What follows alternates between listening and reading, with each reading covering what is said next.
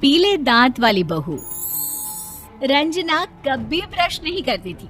उसे कितनी बार उसके माँ बाप ने डांटा, लेकिन उसका कोई असर उस पर होता ही नहीं था, जिस कारण से उसके दांत पीले पीले हो जाते हैं। शादी के बाद। अरे बहू, वैसे तो तुझ में कोई कमी नहीं है, पर तेरे दांत इतने पीले कैसे हैं बेटा? कैसे मतलब? कोई सर्जरी थोड़ी ना कराइए। वो तो क्या नाम, मैं ब्रश नहीं करती थी तो पीले हो गए। अब क्या करूं? आप कहे तो लाल करवा लूं या फिर काले? यार ये क्या है, क्यों माँ से लड़ रही हो? लड़ रही हूँ? अरे मैं लड़ रही हूँ या ये बोल रही है कि दांत पीले हैं, पीले? अरे तपस्या थोड़ी ना की है इन्हें पीले करने के लिए।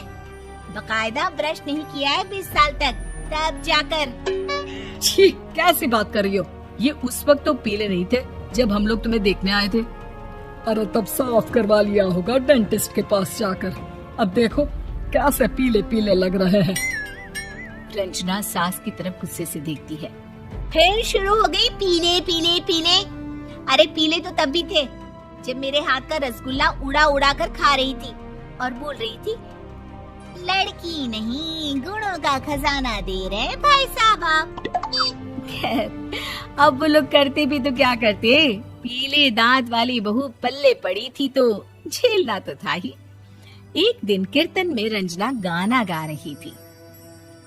अरे कमला बहन, माँ का द्वार है, यहाँ तो सब शुद्ध होकर आते हैं, फिर अपनी बहू को ब्रश भी नहीं करवाती तुम। दूर से पीले पीले दांत भक्ति में बाधा उत्पन्न कर रहे हैं। और कोई 2 साल के बच्चे थोड़ी ना लेकर आई हूँ मैं बहू बनाकर।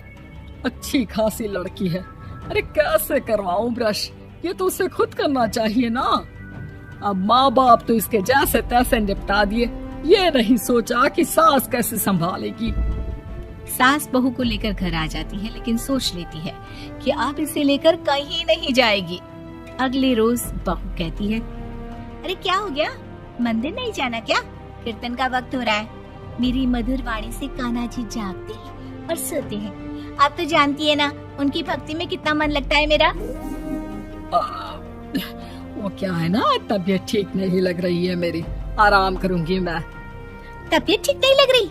अभी तो मिथुन के गाने पर नाच रही थी आप, और अब बोल रही है कि तबीयत ठीक नहीं लग रही। अरे भक्ति में मन लगा लो सासू माँ, ऊपर जाना है, क्या मुंह दिखाओगी आप? हाँ? सास को बहू की बात पर गुस्सा आ जाता है। मैं क्या मुंह दिखाऊंगी, इसकी चिंता तो ना कर, समझी? अपने मुंह की चिंता कर, जो ये पीले पीले दांत लेकर हर जगह पहुंच जाती है। पता है लोग कितना मजाक बनाते हैं। ना जी ना, मैं नहीं जाना कहीं तेरे साथ। तो ये बात है, कोई ना, मत जाओ, मैं अपने कमरे में ही बैठकर भक्ति कर लूंगी। ऊपर वाला दांत थोड़ी ना देखता है, मन देखता है, भावना देखता है। और अरे बस बस, तू सब कुछ दिखा, बस ये सफेद चमकदार दांत ना दिखाना किसी को, है? जा यहाँ से।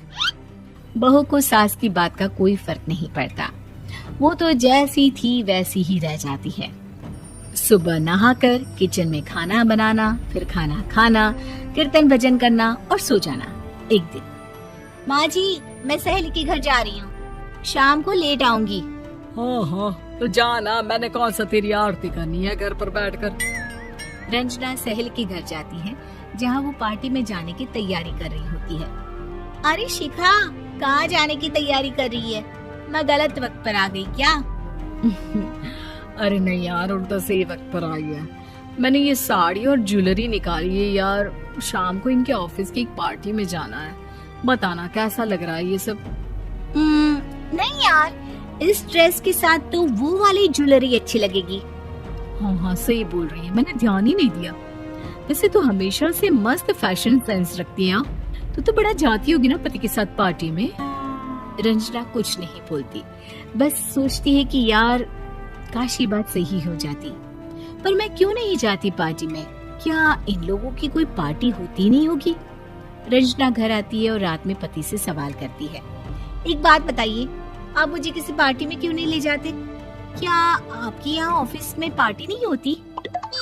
पति बेचारा क्या कहता कि दांत पीले हैं तुम्हारे इसलिए। अरे कोई पार्टी होती नहीं हम लोगों के ऑफिस में, तो कहाँ से लेकर जाऊं? और मार्केट, मॉल, कहीं वीकेंड घूमना, कहीं तो। अरे यार सारे हफ्ते में एक छुट्टी मिलती है, तो सोचता हूँ कि आराम ही कर लूं। क्यों? रंजना मन मार के रह जाती है। पहले कभी सास के साथ मंदिर जाया करती थी, लेकिन वो भी सास ने ले जाना बंद कर दिया। घर बैठी बैठी रंजना बोर हो जाती है। तभी उसे आइडिया आता है और वो मायके जाने का सोचती है। सासू माँ, 2 दिनों के लिए मम्मी के घर जा रही हूँ। अच्छा ठीक है, आराम से जा। और हाँ, माँ से कुछ अच्छी आदत सीख कर आना कि कैसे शरीर के हर भाग की तरह दांतों की सफाई भी जरूरी होती है, समझी? शुरू हो गई ना आप। वो लोग आपकी तरह नहीं है कि छोटी छोटी बात का बतंगड़ बना दे। उन लोगों के लिए मैं मायने रखती हूँ, ना कि मेरे पीले पीले दांत। रंजना माँ को बिना बताए उन लोगों को सरप्राइज देती है, लेकिन जैसे ही वो दरवाजे पर पहुँचती है, अंदर देखती है कि घर वाले कहीं जा रहे होते हैं। अब माँ, काश रंजना दीदी के दांतों वाली प्रॉब्लम नहीं होती, तो वो भी हम लोगों के साथ चलती ना बुआ जी की बेटी की शादी में। हाँ बेटा, लेकिन अब उसे कौन समझाए कि उसको उसके पीले दांत नहीं दिखते, लेकिन उसके आसपास के लोगों को कितना एम्बैरेसिंग फील कराते हैं।